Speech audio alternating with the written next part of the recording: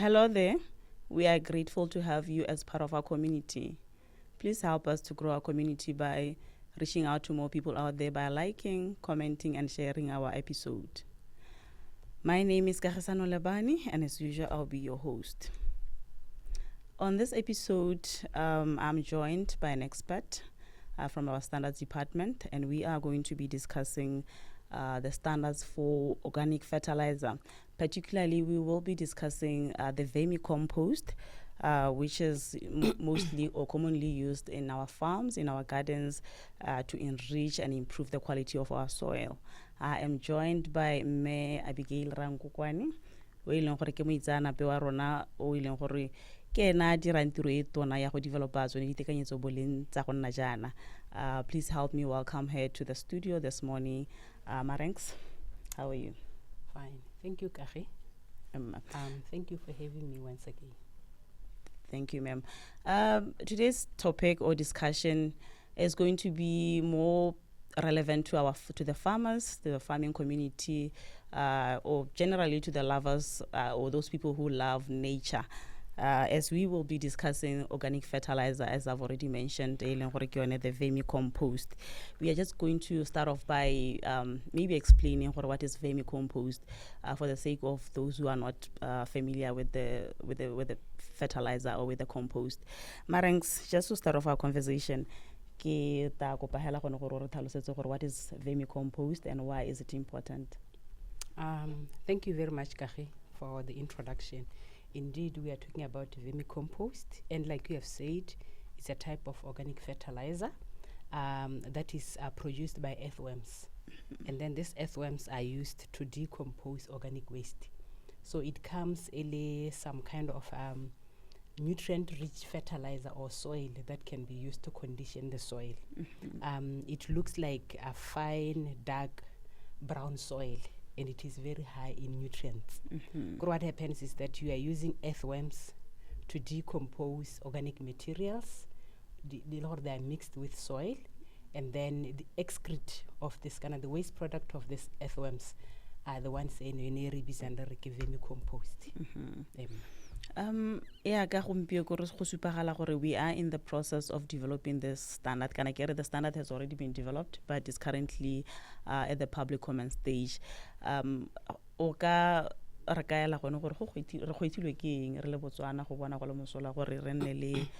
This particular standard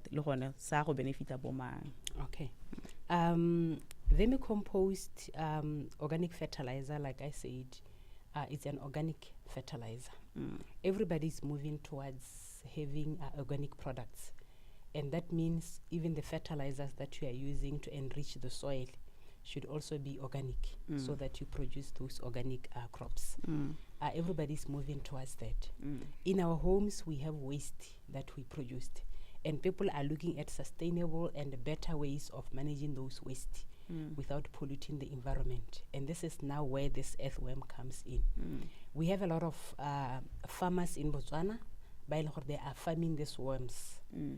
So they are selling to others. They are importing from South Africa, and they are multiplying and selling to other farmers. So then it came in as a request from one of the farmers. We do have this, and we also want to ensure the product that we get from these earthworms, it meets the requirement of the standard. So can you help us draw the standard? Can I develop the standard? So this standard is going to benefit a lot of people, mainly farmers. Farmers, it could be those who are in large commercial scale farming. It could be us within our home gardens, backyard gardening. It could be issues of horticulture.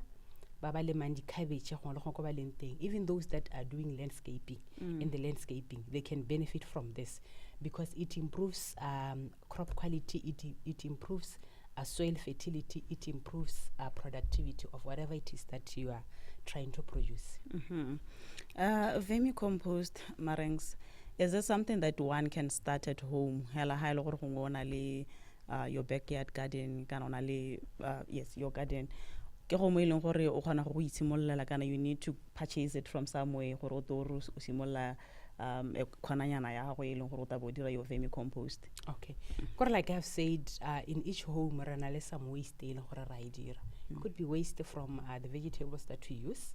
Though le gone mo in this vermicompost, we don't add the vegetables, so some they will not be allowed because they are going to disturb the ecosystem of those earthworms. So anybody can do that. It can be done at a large scale. It can be done at a smaller scale. You are just using a bucket and then the waste that I produce on a weekly, on a monthly basis, and then you can add. You need to introduce those earthworms.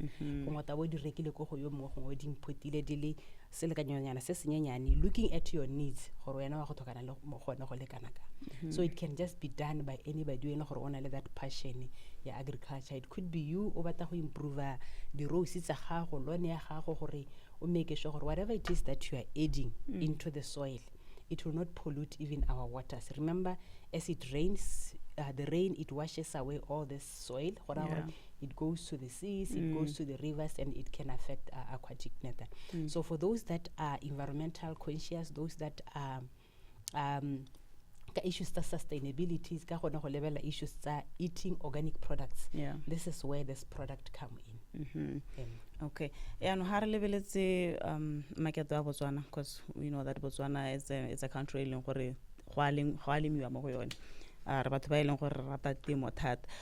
which can you share with our viewers the different types of organic fertilizers that we have in Botswana currently? Okay.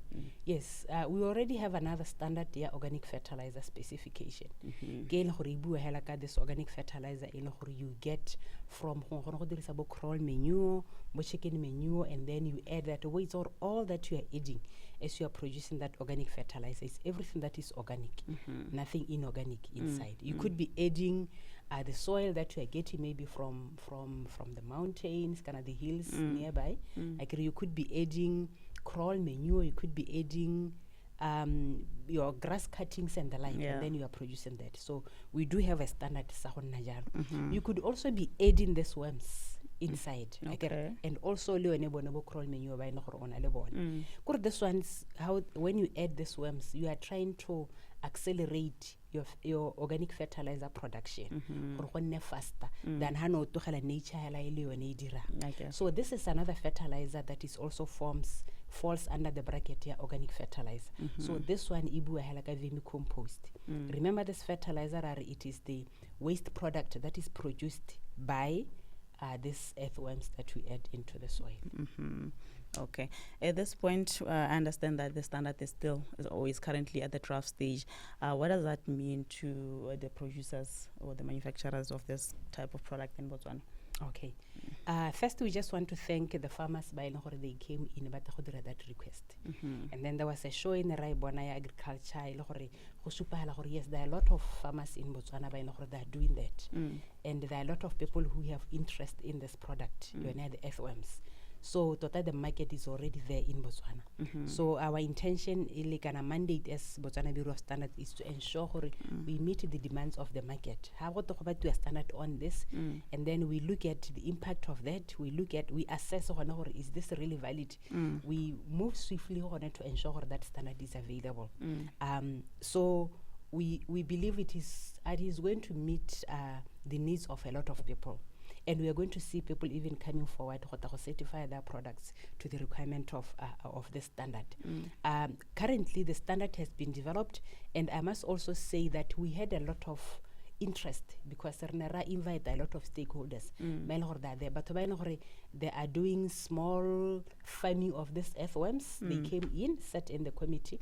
Regulators from Ministry of Agriculture when they were in, regulators from Ministry of Environment, remember Kebababua did an issues of waste when they were there. Even farmers themselves, they were even there. So this is the time where we are saying we have advertised the standard. It is at public comment stage. Anybody who has interest on the standard can comment. So this is where they should reach out, they should come and read the draft standard, and then issue us with comment and this also helps them to prepare in case somebody was doing this maybe at a small scale. This is the time or no, the standard will be there. I should be able to maybe certify my product, can I test my product to the requirement of the standard. The product has been tested according to the requirements of the standard. It meets quality requirements. Definitely. So you would even have that confidence that you have added to the development of the standard. How to say the comments is I care. Now, as we track back to the process here, the standard development, you mentioned that the development came through a request, the request from the market, the market needs. Just to share with our viewers, take us through the process of the standard development. How much interest can I request for a particular standard to be developed? What do they need to know? What is the process? Okay. Like I said, we all know what is mandated with development of national standards. And when somebody has a request, it could be a company, it could be an individual, it could be a regulator, just anybody, you know, what the standard is in it, and they come to us, forms everybody and they fill in those forms to say we want a standard on this particular topic. And then if the standard is available, we already have that standard.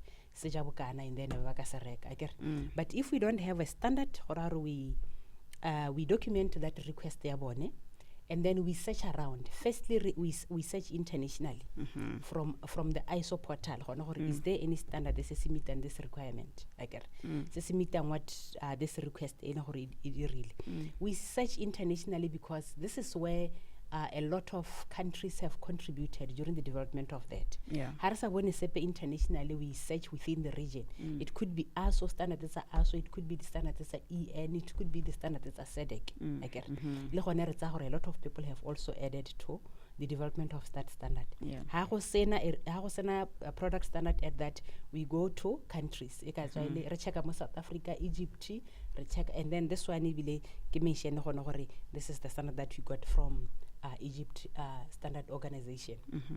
So then we search from there, and then lastly, the company standard, but we try to avoid those national standard. Even that request, share la draft, and then we take it discuss as a committee. So this process, generally, how long does it take for one? The request, when the request has been submitted to BOPS, and the conclusion where now we say we have a Botswana standard on a particular product. Okay. If we have a standard, we manage to identify a standard at international level. It will take maybe 6 months or so. Okay. Remember, within this process, only 2 months our standard should be advertised for public comments. So that those who are interested, they could have an input in that. But the highest standard is similar from scratch. Like in this case, Vermicompost, I think we got the request I think at 2016. We got another follow-up request I think at 2023. That is when we're able to identify a base document that we can use. We managed to identify early this year, and then to very standard. Okay. Now let's focus on the draft standards. So is for Vermicompost. What are the key components or the key requirements that will be covered by the standard? Okay. The key requirements first, a section requirement. For us to say this Vermicompost is under nutritional value in right or agriculture nutritional value nitrogen, phosphorus, and potassium. Those are the main the major nutrients that are found. And then they also accompany that moisture, pH content, and the like. So those are the specific requirements of that product. The standard also focuses on the raw materials, accepted organic waste and additives that can also be added as you produce this. What is it that you can add? What is it that you can avoid? It does not go into the process. We cannot prescribe the process. It also gives you guidelines on composting, how to take care of those worms, moisture content, and temperature control. Those are just guidelines because they'll be different from area it's hot to area it is humid. It also gives information the quality parameters. checking whether there are any harmful pathogens, checking whether there are any heavy metals, because heavy metals. When you add heavy metals to a fertilizer in heavy metals, then they move to the soil, those produces from that. The standard also talks about the packaging and labeling. How to vermicompost, packages any deterioration. It also talks about testing and verification. Where indeed this is vermicompost. It also gives information on the type of vermicompost, because the vermicompost fertilizer, its nutritional content, it is different at the different stages. First, you add when you add whatever organic material that you are adding, and then you add the worms inside.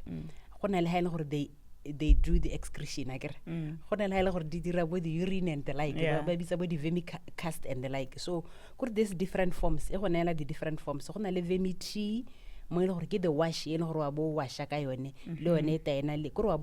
all that component nutritional value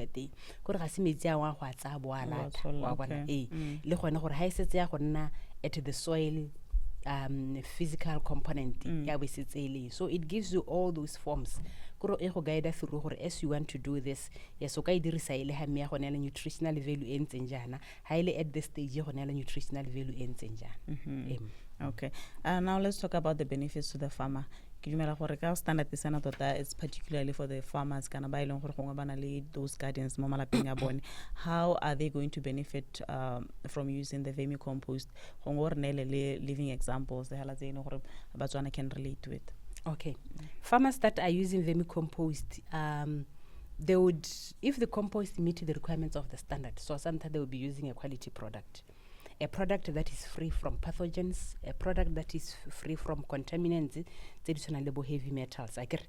A product that is safe for their crops. A product that will lead to better yields and even healthier soil. Because when you add vermicompost to your soil, it's an organic fertilizer, it helps also improve soil structure and soil fertility. It also helps add beneficial microorganisms. You are adding microorganisms. Remember that the components of the soil or organic matter. So when you add vermicompost, you are improving that organic matter so you are also increasing the water retention, especially in dry areas. So as a farmer, when you add this fertilizer, you are improving the water retention of your soil. In the end, you will have better crops and nutrition. You will produce healthier and stronger products. Your yield will even increase. The taste of the food, it will be enhanced. Nutrition, just like that. And then 100% natural fertilizer.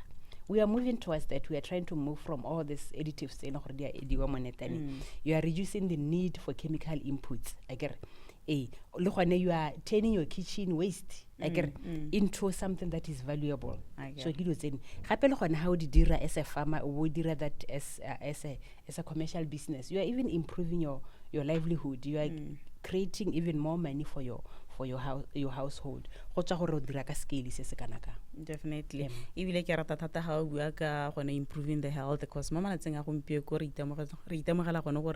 are a lot of sicknesses out there. So it's really important to those organic compost. They will not harm our life, our lifestyle, and our lives as times goes by. Going back to the draft standard and the draft stage of the standard, how can Botswana participate in the public comment stage of this standard? Okay, we have publicized the standard for a period of 2 months, that is 60 days. And this is the time where we are giving opportunity to everybody who has an interest in the standard to come, and they can come to BOPS, level at that draft standard, and then they offer their comments. Okay, under a nutritional value ke tsa gore le ede molemo akere looking at bone ka ha ba ntse ba dira ka teng, especially those that have been practicing akere.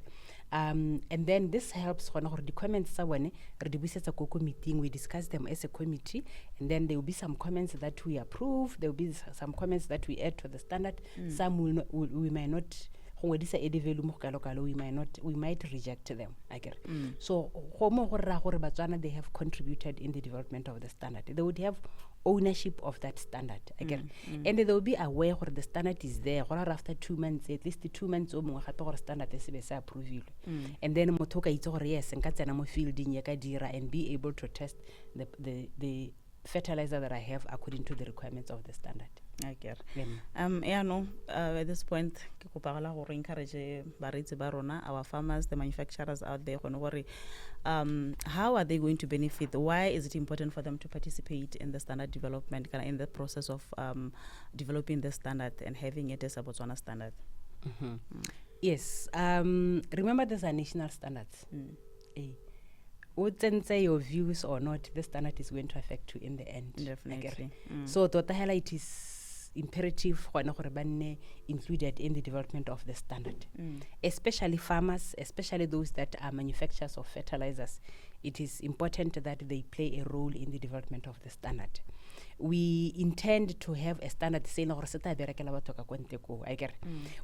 we intend to ensure our farmers, our fertilizer distributors and manufacturers and importers, they are informed in this. So when they review the draft standard, they can add their input. And they can make the standard better in the end. And then it means providing their comments, you even encourage your community the standard your inputs, they help to shape a safe and a highly quality standard for everyone. That ownership Bob driver the quality drive. So this thing the products they meet the requirements of the standard. Furthermore, there is a lot of waste, like I said, from our households. And how this waste is not collected, this is something that can be used to improve our lives. So let's continue with that cycle. Let's reduce, reuse, and recycle. So we recycle our waste back into our gardens, and then we improve our gardens at the same time. Definitely. Marangs, as we come to the end of our discussion, any last words for the viewers? The last words that I have, I just want to encourage people to have a look at the standard, review the standard, help us the community out there. And then once the standard is available, encourage people to come and buy the standard. And this is one standard that I believe is going to be bought by a lot of people, because I know everybody is looking at sustainable ways of doing their things, agriculture, and improving issues to waste management. So this is the standard saying it's something that can be done even at a small scale. So this is where people are going to come in and purchase the standard and use it. Thank you so much for that insightful discussion. We have come to the end of our discussion and the end of the episode. The Vermicompost standard currently is at the draft stage, in the process of being gazetted as a Botswana standard. If you have any comments or inquiry with regards to available standards or any services that we offer here at Botswana Bureau of Standards, you can contact us at 390-3200 or send an email at inquiries@bobstandards.bw. And remember to always demand quality. It is your right. Thank you so much.